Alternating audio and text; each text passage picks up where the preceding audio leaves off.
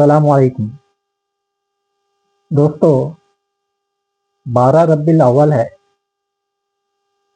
حضور اقدس صلی اللہ علیہ وسلم 12 ربیع الاول دوشنبہ مبارک میں پیدا ہوئے تھے اور 12 ربیع الاول دوشنبہ مبارک میں 63 سال کے عمر میں دنیا سے پردہ فرمائے تھے۔ یوم پیدائش کی جشن تو مناتے ہیں، کیا دنیا سے پردہ فرمانے کا غم بھی مناتے ہیں؟ کیا منانا نہیں چاہیے؟ حضور اقدس صلی اللہ علیہ وسلم دنیا سے پردہ فرمائے، یہ وہ واقعہ تھا جو قیامت سے بھی زیادہ غمناک۔ قیامت میں کائنات فنا ہوگا، لیکن حضور اقدس صلی اللہ علیہ وسلم جب دنیا سے پردہ فرمائے تو یہ ان کی جدائی تھی جن کے لیے اللہ نے کائنات کو پیدا فرمایا۔ قیامت جو ہے وہ عذاب بھی ہے، یہ عذاب تو نہیں تھا لیکن غمناک ضرور تھا، اور قیامت کے غم سے حضور اقدس صلی اللہ علیہ وسلم کا وصال کا غم کہیں زیادہ ہے۔ یہ صحابہ کرام رضی اللہ تعالیٰ عنہم کا ایمان ہی تھا جو اتنا بڑے غم کو جھیلے۔ پھر بھی حالت یہ تھی کہ صحابہ کرام رضی اللہ تعالیٰ عنہم کی حالت بتائی نہیں جا سکتی۔ حضرت عمر رضی اللہ تعالیٰ عنہ تلوار لے کے مسجد نبوی میں کھڑے ہو گئے اور کہے کہ خبردار، جو یہ کہے گا کہ حضور اقدس صلی اللہ علیہ وسلم کا وصال ہو گیا، میں اس کی ہاتھ پیر کاٹ ڈالوں گا۔ حضور اقدس صلی اللہ علیہ وسلم کی وصال نہیں ہوئی ہے۔ حضور اقدس صلی اللہ علیہ وسلم اپنے رب سے ملنے گئے ہیں، جیسے موسیٰ علیہ السلام، حضرت موسیٰ علیہ السلام کوہ طور پر اپنے رب سے ملنے گئے تھے اور عنقریب واپس آ کر اپنے وصال کی خبر پھیلانے والوں کا ہاتھ پیر کاٹ ڈالیں گے۔ دوسرے صحابہ غم میں ایسے مبتلا تھے کہ باتیں نہیں نکل رہی تھی، خاموش، گمسم، اور ان کے غم کا کیا عالم ہوگا وہ جانے، اللہ جانے۔ صحابہ کرام رضی اللہ تعالیٰ عنہم اسی حالت میں تھے۔ حضرت ابوبکر صدیق رضی اللہ تعالیٰ عنہ اپنے ایک باغ کو جو مدینہ کے قریب تھا وہاں گئے ہوئے تھے۔ وہاں سے واپس آئے تو دیکھے کہ حضور اقدس صلی اللہ علیہ وسلم کا وصال ہو گیا۔ حضور اقدس صلی اللہ علیہ وسلم کے پیشانی مبارک کو بوسہ دیے اور حضرت عمر رضی اللہ تعالیٰ عنہ سے فرمائے بیٹھ جانے کے لیے، لیکن حضرت عمر رضی اللہ تعالیٰ عنہ غم میں ایسا ہو گئے تھے کہ حضرت ابوبکر صدیق رضی اللہ تعالیٰ عنہ کی بات کو نہیں سنی۔ حضرت ابوبکر صدیق رضی اللہ تعالیٰ عنہ نے حضرت عمر رضی اللہ تعالیٰ عنہ کو چھوڑ دیا اور ممبر پہ گئے اور خطبہ دیے کہ جو محمد صلی اللہ علیہ وسلم کی پرستش کرتا ہو وہ جان لے کہ حضرت محمد صلی اللہ علیہ وسلم کا وصال ہو گیا، اور جو اللہ کی پرستش کرتا ہو جان لے کہ اللہ قائم ہے اور زندہ ہے۔ پھر قرآن کی آیت وما محمد الا رسول، جس کا مفہوم کچھ اس طرح ہے کہ حضرت محمد صلی اللہ علیہ وسلم رسول تو ہیں، خدا تو نہیں، تو اگر ان کا انتقال ہو جائے یا وہ شہید ہو جائیں تو کیا تم الٹے پاؤں پھر جاؤ گے؟ اور جو الٹے پاؤں پھر جائے گا وہ اپنا ہی کچھ کھوئے گا، اور عنقریب اللہ حق شناس لوگوں کو اجر عظیم عطا فرمائے گا۔ حضرت عمر رضی اللہ تعالیٰ عنہ جب سنے تو تلوار کو چھوڑ دیے اور بیٹھ کر رونے لگے۔ فرمائے کہ ایسے لگا کہ گویا یہ آیت اسی وقت نازل ہوئی ہے۔ کئی صحابہ نے فرمایا کہ ہمیں لگا کہ یہ آیت اسی وقت نازل ہوئی ہے۔ صحابہ کرام رضی اللہ تعالیٰ عنہم کا غم کا ہم قیاس بھی نہیں کر سکتے۔ صحابہ کرام رضی اللہ تعالیٰ عنہ حضور اقدس صلی اللہ علیہ وسلم سے اتنا محبت کرتے تھے، اس کا کوئی عشر اسیر بھی ہم میں اگر آ جائے تو ہم کامیاب ہو جائیں۔ حضرت ابوبکر صدیق رضی اللہ تعالیٰ عنہ غار حرا میں ہیں، غار ثور میں حضور اقدس صلی اللہ علیہ وسلم جا کے غار ثور کے منہ پر کھڑے ہیں۔ حضرت ابوبکر صدیق رضی اللہ تعالیٰ عنہ نے عرض کیا کہ یا رسول اللہ صلی اللہ علیہ وسلم، میں جا کر پہلے غار کو صاف کر لوں جب آپ تشریف لائیں۔ حضور اقدس صلی اللہ علیہ وسلم غار ثور کے منہ پر کھڑے تھے اور حضرت ابوبکر صدیق رضی اللہ تعالیٰ عنہ غار کے اندر اتر کر اس کی صفائی شروع کر دی، اور صفائی کرتے ہوئے ان تمام سوراخوں کو جو جگہ جگہ نظر آ رہے تھے ان سوراخوں کو بند کر دیا، لیکن ایک سوراخ بند کرنے کے لیے کوئی چیز نہیں مل سکی، تو حضرت ابوبکر صدیق رضی اللہ تعالیٰ عنہ نے اپنا پیر اس پر لگا کر بیٹھ گئے اور آواز دی کہ میرے سرکار تشریف لائیں۔ حضور اقدس صلی اللہ علیہ وسلم غار ثور کے اندر گئے اور حضرت ابوبکر صدیق رضی اللہ تعالیٰ عنہ کے ان کے گود میں سر رکھ کر آرام فرمانے لگے۔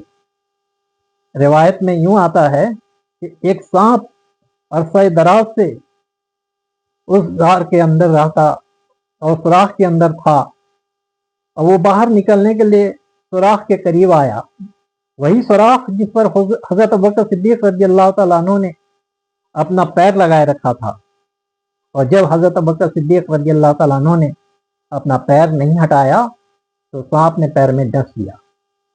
اس کی تکلیف سے حضرت ابوبکر صدیق رضی اللہ تعالیٰ عنہ بے چین ہو گئے، لیکن کوئی جنبش نہیں کی کہ کہیں حضور اقدس صلی اللہ علیہ وسلم کے آرام میں خلل نہ پیدا ہو جائے۔ لیکن جو زہر بدن کے اندر داخل ہوا وہ پھیلنے لگا، اور حضرت ابوبکر صدیق رضی اللہ تعالیٰ عنہ کی تکلیف بڑھتی گئی، حتیٰ کہ شدت تکلیف کی وجہ سے حضرت ابوبکر صدیق رضی اللہ تعالیٰ عنہ کے چشم نم سے آنسو ٹپک کر رخسار دو عالم صلی اللہ علیہ وسلم پر گر گئے۔ حضور اقدس صلی اللہ علیہ وسلم نے آنکھیں کھولی اور پوچھے کہ کیا بات ہے، مفہوم ہے اس کا، تو کس طرح ہے کہ کیا بات ہے؟ حضرت ابوبکر صدیق رضی اللہ تعالیٰ عنہ نے عرض کیا کہ یا رسول اللہ صلی اللہ علیہ وسلم، سانپ یا کوئی زہریلا جانور پیر میں ڈس لیا ہے۔ اب جو خوف تھا کہ حضور اقدس صلی اللہ علیہ وسلم نہ جاگیں، وہ بے اختیار آنسو کے قطرے کے گرنے کی وجہ سے ختم ہو گیا۔ حضور اقدس صلی اللہ علیہ وسلم جاگ گئے، لیکن کیا کمال کی محبت تھی کہ اپنی پیر لگائے بیٹھے ہیں کہ جو جانور مجھے ڈس لیا ہے وہ کہیں باہر نکل کر حضور اقدس صلی اللہ علیہ وسلم کے لیے مصیبت کا باعث نہ بن جائے۔ حضور اقدس صلی اللہ علیہ وسلم سے محبت کا یہ عالم ہے کہ اپنی تکلیف میں حضور اقدس صلی اللہ علیہ وسلم کے آرام کا خیال، اپنی مصیبت میں حضور اقدس صلی اللہ علیہ وسلم کی حفاظت کا خیال۔ اللہ پاک ایسے محبت کا کچھ حصہ ہمیں نصیب فرمائے، آمین۔ حضور اقدس صلی اللہ علیہ وسلم نے پیر ہٹانے کے لیے فرمایا، جب جا کر حضرت ابوبکر صدیق رضی اللہ تعالیٰ عنہ نے پیر ہٹایا، سانپ باہر نکلا، اللہ نے سانپ کو گویائی عطا فرمائی۔ سانپ نے عرض کیا کہ یا رسول اللہ صلی اللہ علیہ وسلم، میں آپ ہی کی زیارت کرنے کے لیے نکلنا چاہا، اور جب انہوں نے پیر نہیں ہٹایا تو میں نے مجبوراً پیر میں ڈس لیا۔ حضور اقدس صلی اللہ علیہ وسلم نے اپنا واد بہن مبارک حضرت ابوبکر صدیق رضی اللہ تعالیٰ عنہ کے پیر میں لگا دیا، اس جگہ جہاں پر سانپ نے ڈسا تھا، اور اللہ نے فوراً حضرت ابوبکر صدیق رضی اللہ تعالیٰ عنہ کی تکلیف کو زائل کر دی۔ اور اسی ہجرت میں حضور اقدس صلی اللہ علیہ وسلم مدینے کی طرف جا رہے ہیں، اب راستے میں ہیں اور جو اونٹنی ہے اس پر سوار ہیں. حضرت بکر صدیق رضی اللہ تعالیٰ عنہ پیدل چل رہے ہیں، کبھی آگے جا رہے ہیں، کبھی پیچھے جا رہے ہیں، کبھی چل رہے ہیں آگے، کبھی چل رہے ہیں پیچھے. حضور اقدس صلی اللہ علیہ وسلم نے فرمایا، جس کا مفہوم کچھ اس طرح ہے کہ ابوبکر کبھی تو آگے چل رہا ہے یا اور کبھی پیچھے چل رہا ہے، کیا بات ہے؟ عرض کیا کہ یا صلی اللہ علیہ وسلم، میرے ماں باپ پر قربان، جب مجھے گھات میں بیٹھنے والے کا اندیشہ ہوتا ہے تو میں آگے چلتا ہوں، اور جب تعاقب کرنے والے کا خیال آتا ہے تو میں پیچھے چلتا ہوں. حضور اقدس صلی اللہ علیہ وسلم نے فرمایا، جس کا مفہوم کچھ اس طرح ہے، کیا کوئی خطرہ اگر آئے تو تم کیا چاہتے ہو کہ میرے بجائے تمہیں وہ خطرہ جو ہے، وہ حملہ جو ہے تمہارے اوپر ہو جائے؟ عرض کیا کہ یا رسول اللہ صلی اللہ علیہ وسلم، اسی لیے تو میں آگے پیچھے ہو رہا ہوں. صحابہ کرام کی محبت کا عالم کیا تھا، ہم اس کا تصور بھی نہیں کر سکتے. ایک صحابی آئے، عرض کیے کہ یا رسول اللہ صلی اللہ علیہ وسلم، میں اپنے گھر پہ ہوتا ہوں، جب آپ کا خیال آتا ہے فوراً آ کر اگر آپ کی زیارت نہ کر لوں تو غالب گمان ہے کہ میری جان نکل جائے.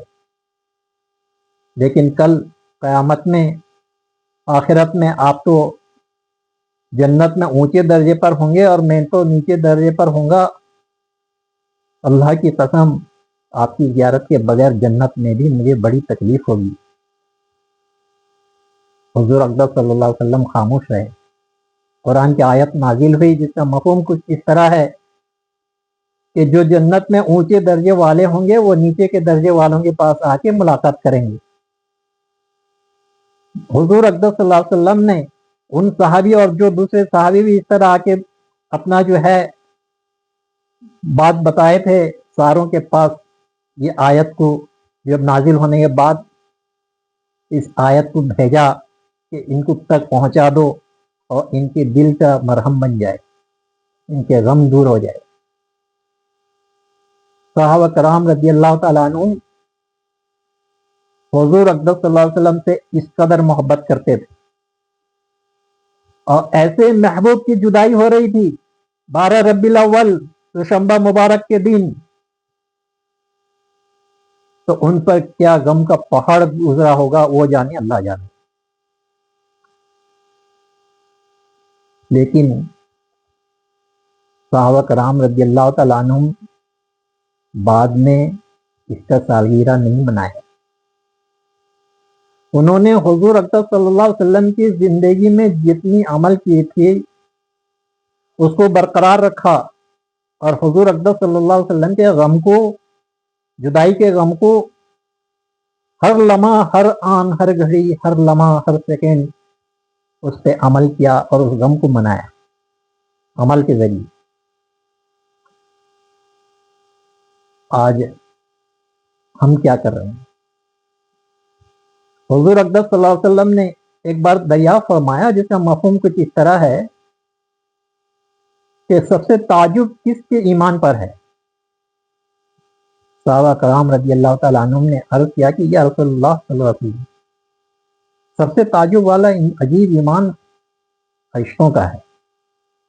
حضور اقدس صلی اللہ علیہ وسلم نے فرمایا جس کا مفہوم کچھ اس طرح ہے کہ فرشتوں میں گناہ کا مادہ نہیں ہے، وہ تو اللہ کے دربار میں حاضر ہیں، ان کے پاس نہ دنیاوی کوئی تکلیف ہے، دنیاوی کوئی پریشانی ہے، دنیاوی کوئی ذمہ داری ہے، نہ کوئی گناہ کا مادہ ہے. تو ان کے ایمان میں کیا تعجب ہے، کیا عجیب ہے؟ پھر صحابہ کرام رضی اللہ تعالیٰ عنہم نے عرض کیا کہ یا رسول اللہ صلی اللہ علیہ وسلم، سب سے عجیب ایمان آپ کے صحابہ کا ہے. حضور اقدس صلی اللہ علیہ وسلم نے فرمایا جس کا مفہوم کچھ اس طرح ہے کہ صحابہ مجھے دیکھ رہے ہیں، میرے اوپر وحی نازل ہوتا ہوا دیکھ رہے ہیں، اور میرے نقل و حرکت کو دیکھ رہے ہیں، تو ان کے ایمان میں کون سا تعجب ہے؟ پھر حضور اقدس صلی اللہ علیہ وسلم نے خود فرمایا کہ سب سے عجیب ایمان ان لوگوں کا ہے جو میرے بعد میں آئیں گے اور ان کی یہ دلی تمنا ہوگی کہ اپنے مال و دولت، اہل و عیال اور سب چیز دنیا میں جو ان کا ہے سب کے بدلے میں وہ مجھے دیکھ لیتے۔ حضور اقدس صلی اللہ علیہ وسلم نے فرمایا جس کا مفہوم کچھ اس طرح ہے کہ تم میرے صحابہ ہو اور وہ میرے بھائی ہیں۔ آج ہم کیا کر رہے ہیں؟ کیا حضور اقدس صلی اللہ علیہ وسلم جو بتائے ہوئے راستے پر عمل کر رہے ہیں؟ حضور اقدس صلی اللہ علیہ وسلم نے فرمایا کہ نماز میری آنکھوں کی ٹھنڈک ہے۔ کیا ہم نماز پابندی کے ساتھ 5 وقت پڑھ رہے ہیں؟ اگر نہیں پڑھ رہے ہیں تو کیا یہ نامہ اعمال ہمارا ہر دوشنبہ اور جمعرات کو حضور اقدس صلی اللہ علیہ وسلم کے پاس جو پہنچتا ہے اپنی امت کا، اس میں ہمارا نامہ اعمال بھی پہنچتا ہے، اور اس میں یہ ہوتا ہے کہ یہ نماز نہیں پڑھتا ہے تو حضور اقدس صلی اللہ علیہ وسلم کو تکلیف ہوتی ہے کہ خوشی ہوتی ہے؟ کفار مکہ اور کافر دنیا کے میں ان کے حیات میں انہیں تکلیف دیتے رہے، اور آج ہم ان کے امتی ہو کر ان کے آرامگاہ میں بھی انہیں تکلیف دیتے ہیں۔ اللہ پاک ہمیں 5 وقت کی نماز پابندی کے ساتھ ادا کرنے کی توفیق عطا فرمائے، آمین۔ حضور اقدس صلی اللہ علیہ وسلم نے فرمایا سچ بولنے کے لیے، کیا ہم سچ بولتے ہیں؟ جھوٹ کو ہنر سمجھ لیے ہیں؟ اور حضور اقدس صلی اللہ علیہ وسلم نے امانت داری، دیانت داری اور ساری اچھی باتوں کے حکم کیے ہیں، کیا ہم اس پر عمل کر رہے ہیں؟ آج تو یہ عالم ہو گیا کہ حضور اقدس صلی اللہ علیہ وسلم کے شان میں کوئی گستاخی کرتا ہے تو بعض مسلمان کہتے ہیں کہ حضور اقدس صلی اللہ علیہ وسلم نے معاف کیا تھا، چلو معاف کر دیا جائے۔ حضور اقدس صلی اللہ علیہ وسلم نے معاف کیا تھا لیکن ساتھ میں بعضوں کو سزا بھی دی تھی، صرف معافی نہیں کیا تھا۔ اب آپ کہیں گے کہ تب معافی کیے تھے تو پھر سزا کیوں دیں؟ جب سزا دیے تھے تو معافی نہیں، تو معافی دیے تھے تو سزا کیوں؟ کیا اللہ اور صحابہ کرام نے معاف کیا؟ حضور اقدس صلی اللہ علیہ وسلم کے شان میں گستاخی کرنے والے کو کیا اللہ نے اور صحابہ کرام نے تابعین معاف کیے؟ صلح حدیبیہ جو ہے اس کے وقت میں حضور اقدس صلی اللہ علیہ وسلم نے حضرت علی رضی اللہ تعالیٰ عنہ سے فرمایا کہ لکھنا، جس کا مفہوم کچھ اس طرح ہے کہ لکھنا کہ یہ معاہدہ محمد رسول اللہ اور قریش کے درمیان میں ہو رہا ہے۔ قریش کے جو فریق تھے وہ اس وقت ایمان نہیں لائے تھے، بعد میں ایمان لائے۔ انہوں نے کہا کہ سارا جھگڑا تو اسی لیے ہے کہ ہم اگر آپ کو رسول مانتے تو آپ کو کعبے سے کیوں روکتے؟ یہ محمد بن عبداللہ اور قریش کے درمیان میں معاہدہ آپ لکھیے۔ حضور اقدس صلی اللہ علیہ وسلم نے حضرت علی رضی اللہ تعالیٰ عنہ سے فرمایا، جس کا مفہوم ہے کہ محمد رسول اللہ کو کاٹ کر محمد بن عبداللہ لکھنا۔ صحابہ کرام رضی اللہ تعالیٰ عنہ جوش میں آ گئے کہ نہیں، ایسا نہیں ہو سکتا۔ حضرت علی رضی اللہ تعالیٰ عنہ بھی حضور اقدس صلی اللہ علیہ وسلم سے عرض کر دے کہ یا رسول اللہ صلی اللہ علیہ وسلم، میں محمد رسول اللہ کو کاٹ کر محمد بن عبداللہ نہیں لکھ سکتا۔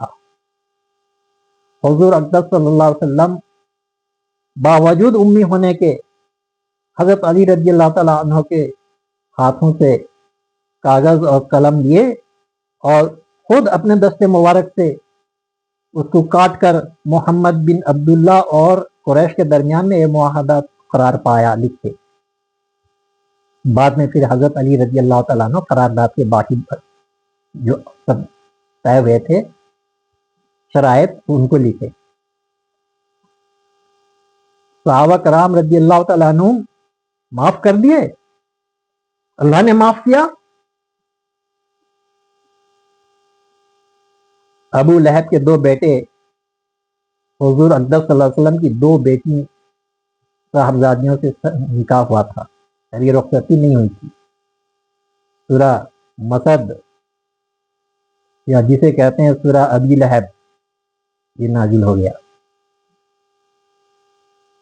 ابو لہب کی بیوی کہی اپنے بیٹوں سے کہ جب تک تم محمد صلی اللہ علیہ وسلم کی بیٹیوں کو طلاق نہ دو میں تم سے بات نہیں کروں گی۔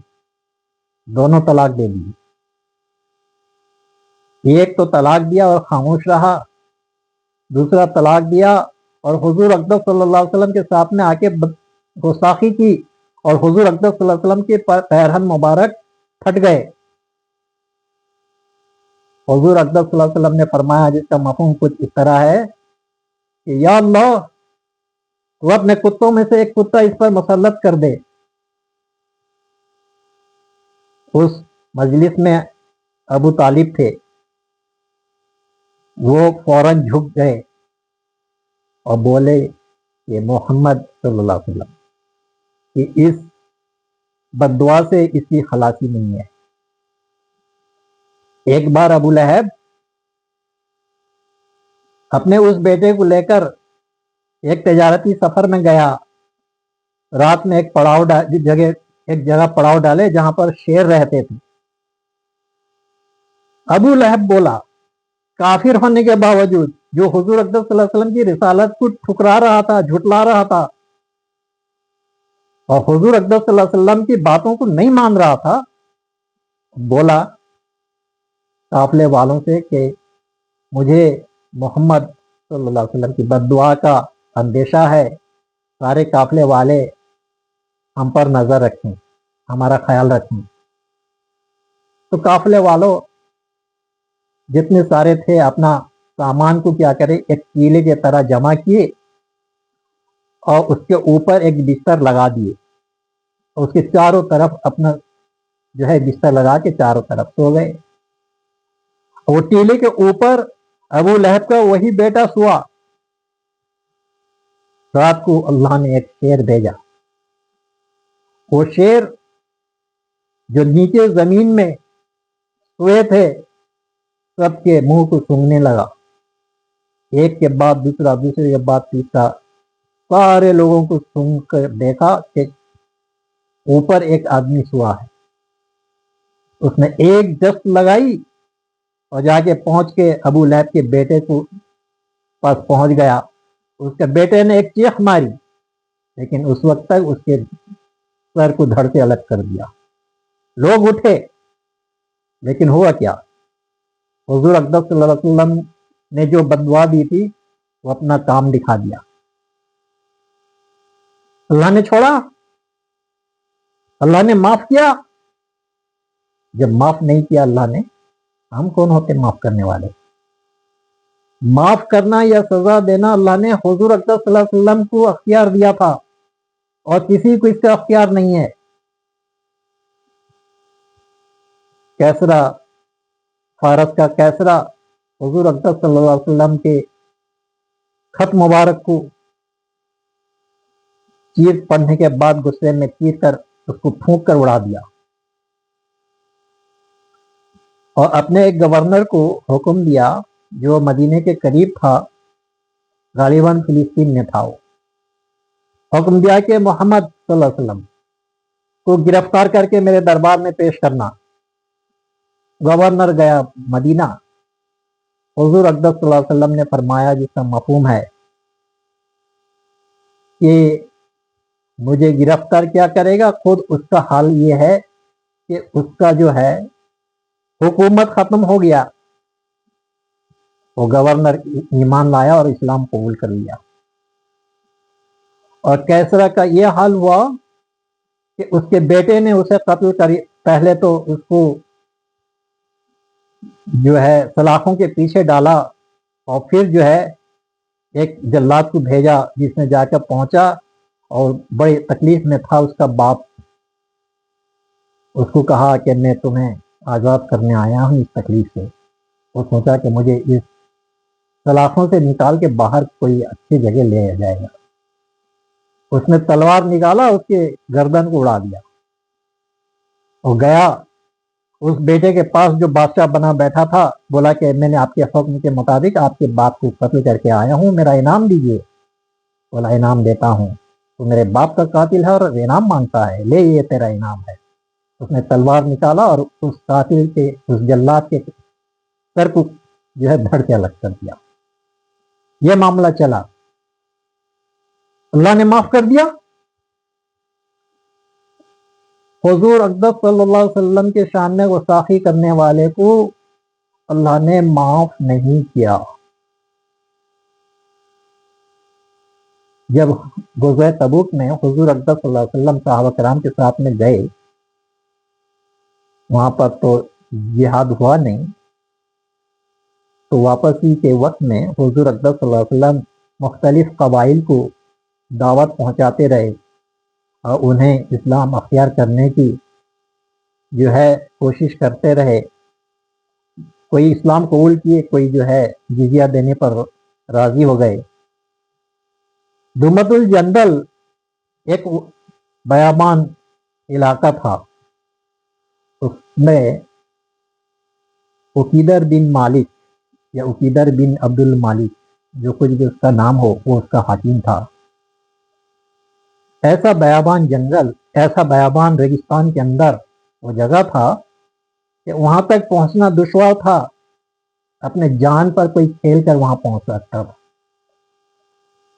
हुजूर अक़दस सल्लल्लाहु अलैहि वसल्लम ने हज़रत खालिद बिन वलीद रज़ी अल्लाह तआला अन्हु को हुक्म फरमाया, जाके उकीदर बिन मालिक को जो है लेके आना और उससे बातें करवाना है। हज़रत खालिद बिन वलीद रज़ी अल्लाह तआला अन्हु तकरीबन 100 घुड़सवारों के साथ में गए। हुजूर अक़दस सल्लल्लाहु अलैहि वसल्लम ने बताया था कि उकीदर चांदनी रात में लोमड़ी का शिकार का शौकीन है, तो चांदनी रात में उसके जो था उसका दरवाज़ा, उसके पास जो है ये लोग जो है जाके इंतज़ार में रहे। रात के वक्त में जब चांदनी खिलकर सामने में आने के बाद उकीदर बिन मालिक अपने भाई और अपने मुहाफिजों के साथ में निकला। उसके लिबास से और उसके चाल ढाल से हज़रत खालिद बिन वलीद रज़ी अल्लाह तआला अन्हु ने पहचान लिया कि यही उकीदर बिन मालिक है। तो घुड़सवारों के साथ में थे और घुड़सवारों के साथ जाके उन्होंने पहले थोड़ा सा इंतज़ार किया कि ये थोड़ा सा दूर हो जाए ताकि शोर शराबा जो है इसके किले तक ना पहुंचे। ये ताकुब करते रहे।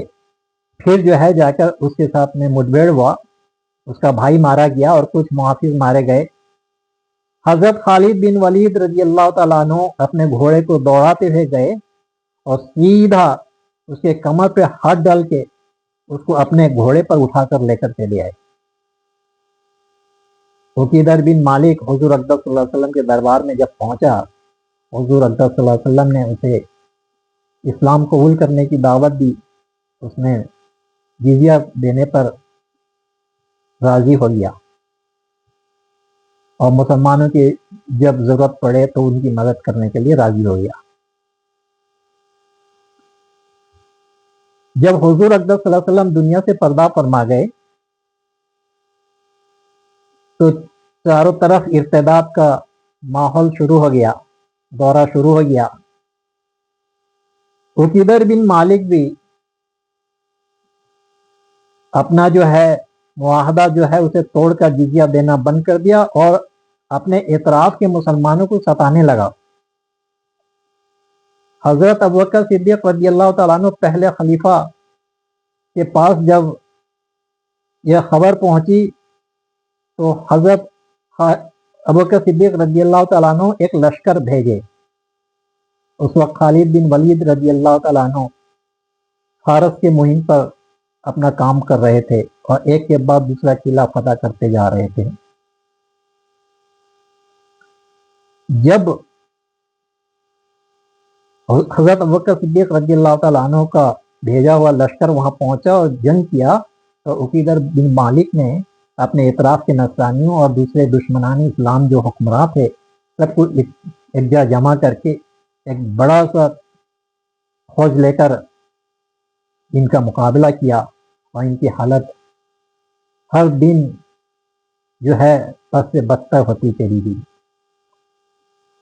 हजरत अबू बकर सिद्दीक रजी अल्लाह तआला अन्हु के पास में खबर पहुंची तो हजरत अबू बकर सिद्दीक रजी अल्लाह तआला अन्हु हजरत खालिद बिन वलीद रजी अल्लाह तआला अन्हु के पास खबर भेजे कि फारस की मुहिम को रोककर यहाँ दुमतुल जंदल में जाकर इस लश्कर का मदद करें और इस लश्कर के कमान को अपने हाथ में ले लें।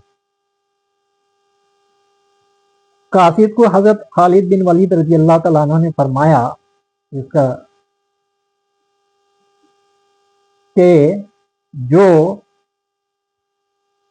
मैदान जंग में होता है वो जंग के हालत जानता है।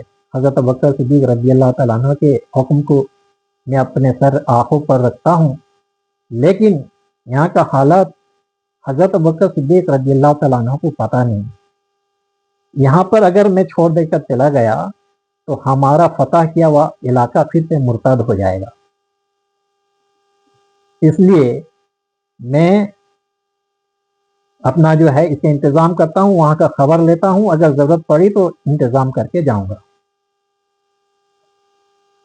तो वहाँ पर हज़रत अबू बकर सिद्दीक रज़ियल्लाहु तआला अन्हु एक और कासिद भेजे दुमतुल जंदल की फौज के पास एक सहाबी थे, और हज़रत खालिद बिन वलीद रज़ियल्लाहु तआला अन्हु भी दो सवार को भेजे कि जितना जल्द हो सके वहाँ की खबर लेकर आना।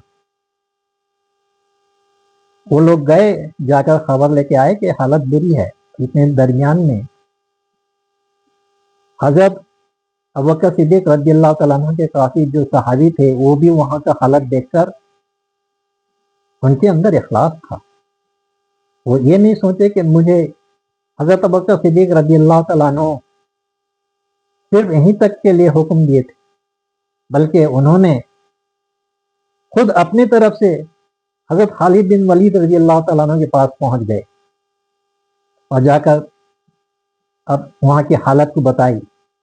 तो हजरत खालिद बिन वलीद रज़ियल्लाहु तआला अन्हु वहाँ पर फारस के अंदर अपना इंतज़ाम करके कुछ लश्कर वहाँ पर छोड़कर बाकी लश्कर को लेकर बहुत जल्द से जल्द जितना हो सके जाके पहुँच गए। उकीदर बिन मालिक मीटिंग में बैठा हुआ था, उसको खबर पहुंची कि खालिद आ गया है। उसने कहा कि फिर मैं जंग में शरीक नहीं होऊंगा। नसरानी हुक्मरान और जो दुश्मनाने इस्लाम हुक्मरान थे उसे इसरार कहे कि खालिद बिन वलीद आ गया तो क्या हो गया, हम लोग इतने बड़े फौज में हैं। उसने कहा कि तुम खालिद को नहीं जानते, खालिद उस वक्त पता चलेगा जब वो आके तुम्हारे सर पर खड़ा हो जाएगा। खालिद ऐसा है, इसलिए मैं जंग नहीं करूंगा। तो उसने क्या किया, अपने सारों को छोड़कर निकला और हजरत खालिद बिन वलीद रज़ियल्लाहु तआला अन्हु से मुलाकात करने के लिए निकल गया। रास्ते में मुजाहिदीन जो है उनसे मुलाकात हुई। उसने कहा कि मैं उकीदर बिन मालिक हूँ और मैं तुम्हारे जो सिपा सालार खालिद बिन वलीद से मुलाकात करना चाहता हूँ। मुजाहिदीन जो थे उन्होंने उसकी तलाशी ली और फिर लेकर खालिद बिन वलीद रज़ियल्लाहु तआला अन्हु के पास खीने में पहुंचा दिया। उसने बातें की, उसने बोला कि मैंने यकीनन मुआहदा तोड़ा है, लेकिन अब मैं मुआहदा जो है करना चाहता हूँ और मैं जंग नहीं करूँगा और मैं फिर से जिज़िया दूंगा। तफसील से अपनी बात बताई। हजरत खालिद बिन वलीद रज़ियल्लाहु तआला अन्हु खामोशी के साथ में उसकी गौर से उसकी बात को सुने। आखिर में बोले कि अगर तू मेरा ज़ाती दुश्मन होता तो यकीनन तुझे माफ़ कर देता, लेकिन तू मेरे नबी का दुश्मन है, इसलिए मैं माफ़ नहीं कर सकता। जल्लाद को हुक्म दिए इसको ले जाना, सीने के बाहर इसको सर पर धड़ के अलग कर देना। माफ़ किए। अरनाद एक था, अकरा का हाकिम, یہ وہ جگہ تھا جہاں سے ہو کر مصر وغیرہ کے حجاز کا قافلہ گزرتا تھا، حاجیوں کا قافلہ حجاز کو جاتا تھا یہاں سے ہو کر۔ یہ اپنے فوج کو لے کر ڈکیتی کرتا، نامرد ہجڑے تو تھے، فوج کا مقابلہ تو فوج سے ہونا چاہیے، لشکر کا مقابلہ لشکر سے ہونا چاہیے۔ یہ قافلہ جو ہے حاجیوں کے قافلے کو لے کے لوٹتا تھا، اور وہاں پر حاجیوں کا جو قافلہ ہوتا تھا اس میں وہ لوگ اپنا حفاظت کے لیے بھی کچھ اسلحہ رکھتے تھے، لیکن وہ لشکر کے مقابلے میں ٹھہر نہیں سکتے تھے۔ تو وہاں پر جا کر بتایا کہ بلا محمد کو تمہارا صلی اللہ علیہ وسلم بچا لے گا وہ، اور بہت ساری مذاق اڑایا، اور جو جوان لڑکی تھی ان کو اغوا کر کے لے گیا۔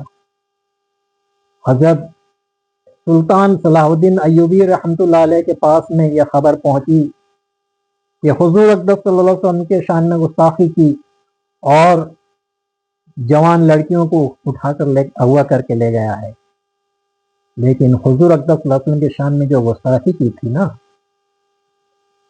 سلطان صلاح الدین ایوبی رحمۃ اللہ علیہ جلال میں آ گئے اور قسم کھا لی کہ خود میں اسے قتل کروں گا۔ حطین کے جنگ کے بعد 6 نصرانی حکمران گرفتار ہوئے، ان میں وہ ارناط تھا۔ اس سے پہلے اس کے 2 کماندار وہ گرفتار ہوئے تھے، انہیں بلایا اور یہ 6 حکمرانوں کو اپنے پیچھے کھڑا کیا، اور وہ 2 کماندار کو بلا کر پوچھے کہ اس میں ارناط کون ہے۔ غالباً ارناط ان کو اشارہ کیا ہوگا کہ مت بتانا، لیکن سلطان صلاح الدین ایوبی رحمۃ اللہ علیہ اپنی فراست سے سمجھ گئے، مڑ کر ارناط کی طرف دیکھے، اس کا چہرہ پیلا پڑ گیا، بولے تو کیا چھپائے گا، اور پھر اس کو قتل کیے، معاف کر دیے۔ حضور اقدس صلی اللہ علیہ وسلم کے شان میں گستاخی کیا تھا، معاف کیے۔ یہ جو مسلمان جو کہتے ہیں کہ معاف کر دینا چاہیے، وہ تو گستاخی کرتا ہے، وہ تو کافر ہے۔ جو معاف کرنے کا کہتے ہو نا، یہ بھی حضور اقدس صلی اللہ علیہ وسلم کے شان میں گستاخی ہے، توبہ کرو۔ حضور اقدس صلی اللہ علیہ وسلم کے شان عالی اللہ نے ایسی ان کو عزت دی کہ ان کے نام کو لے کے اپنے نام کے ساتھ میں لگایا۔ حضور اقدس صلی اللہ علیہ وسلم کی عزت اتنی اونچی ہے، اور رفعنا لک ذکرک، اللہ پاک قرآن میں فرماتا ہے ہم نے آپ کے ذکر کو بلند کر دیا ہے۔ یہ ایک پروہت ٹھاکر کو کھنڈیت کر کے پھینک دیا تاکہ مسلمانوں کو پھنسائے۔ یہ ہے ٹھاکر کی بھکتی، ٹھاکر کی عزت۔ ایک جو ہے جس کو لوگ وہاں پر بہت اچھا سناتنی کہہ رہے تھے، وہ مندر کا ٹرسٹی تھا جو بھی تھے، اس نے ایک مسلمان کو سکھا کر بھیجا کہ اس کے جو ہے گربھ گریہ رتن گریہ، اس کا جو مال و دولت جو مندر میں آ کے جمع ہوتا ہے چڑھاوا، وہاں جا کر چوری کر کے لانا، ہم لوگ مل بانٹ کے لے لیں گے۔ مسلمان بابر نام کا آدمی جا کے اسے چوری کیا اور پکڑا گیا، پولیس نے پکڑا تو وہ نکلا کہ وہ جو بہت اچھا سناتنی سمجھتے تھے وہی چوری کرایا تھا۔ یہ ہے عزت ٹھاکر کی۔ جگناتھ مندر میں اس کا مال و متا उसका सोना और जवाहरात पकड़ा गया। भुवनेश्वर के एरोड्रम को जा रहा था, रास्ते में पकड़ा गया। कहाँ जा रहा था? गुजरात जा रहा था। उसको फिर वापस लाया गया। ये इज्जत है?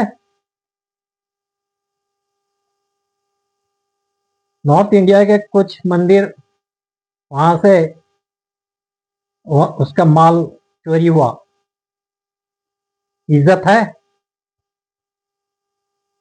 और ये बाबरी मस्जिद की जगह पर जो मंदिर बना है उसका चढ़ावा चोरी हुआ, इज्जत है? क्या हुजूर अक़दस सल्लल्लाहु अलैहि वसल्लम की इज्जत को नौज़बिल्लाह ऐसी इज्जत समझे हो क्या? और जो माफ करने के लिए कहते हो, तुम्हारे बाप और बेटों को कोई कत्ल कर दे या तुम्हारी घर की औरतों की इज्जत को कोई लूट ले, तुम माफ कर दोगे? तुम्हारी इज्जत से हुजूर अक़दस सल्लल्लाहु अलैहि वसल्लम की इज्जत बहुत ऊंची है, याद रखना। माफी की बात मत करना, खामोश रहना, मगर माफी की बात नहीं करना। गुस्ताखी करने वाला भड़काऊ नहीं है, उसका जो जवाब दे वो भड़काऊ है। और गुस्ताखी जो करे उसका फ्रीडम ऑफ स्पीच है, और उसका जो जवाब दे उसका फ्रीडम ऑफ स्पीच नहीं है। वो violation of freedom of speech करता है। लेकिन मुद्दाई लाख बुरा चाहे तो क्या होता है? वही होता है जो मंजूर इलाही होता है। इस्लाम जो है ये फैल कर रहेगा, इसको जो है रोकने की कोशिश हुई है, और उसके बावजूद ये फैल कर पूरे आलम में पहुंचेगा। हमें अल्लाह पाक हुजूर अक़दस सल्लल्लाहु अलैहि वसल्लम से सच्ची मोहब्बत करने का तौफीक अता फरमाए, और हमें हुजूर अक़दस सल्लल्लाहु अलैहि वसल्लम के लाए हुए दीन पर 100% अमल करने की तौफीक अता फरमाए। आमीन। आप हजरात से इल्तिजा है कि जब भी आप रोज़ा अक़दस पे हाजिर हों अपनी ज़िंदगी में कभी भी, तो अगर याद आ जाए तो मेरा सलाम अर्ज़ कर दें। अस्सलामु अलैकुम रहमतुल्लाहि व बरकातुहू।